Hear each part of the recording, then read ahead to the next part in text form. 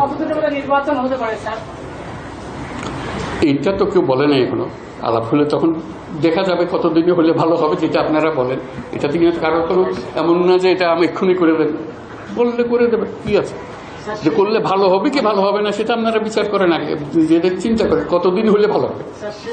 আপনি একজন নোবেল বিজয়ী এবং এক বিশ্ব বরেণ্য ব্যক্তিত্ব, আপনি কি মনে করেন যে এই জাতি কি সারা পৃথিবীতে যে জাতির ভাবমূর্তি ক্ষুণ্ণ হয়েছে, জাতি কি মাথা উঁচু করে দাঁড়াতে পারবে কিনা? যেটা আমি সবসময় বলে আসছি, আবারও বলি, এই জাতির সম্ভাবনা অসীম।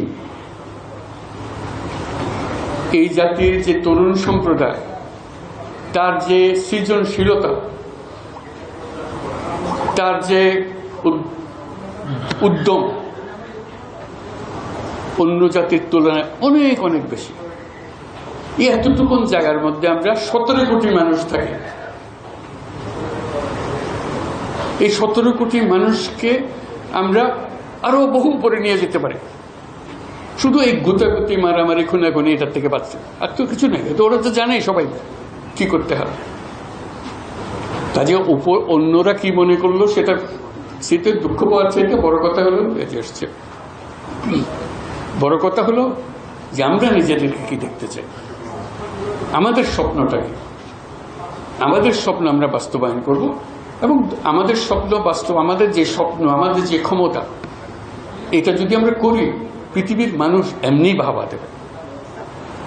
পৃথিবীর বহু দেশে তো যাই, কাজে দেখি এর চেয়ে ঘনিষ্ঠ একটা জাতি, পরিবারভুক্ত জাতি খুব কম দেশে আছে। আমরা ভাগ্যবান জাতি সেই হিসেবে। কাজেই আমাদেরকে সেই লক্ষ্যে যেতে হবে। বলুন।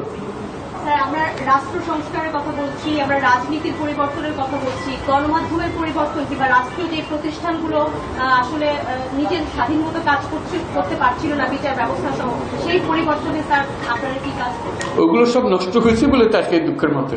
কাজে আপনি এটা যদি পরিষ্কার না করেন আর যাবেন কোথায়, আবার বর্বরতার মধ্যে থেকে গেলেন। কাজে এটা পরিষ্কার করতেই হবে, এটার কোনো বিকল্প নেই।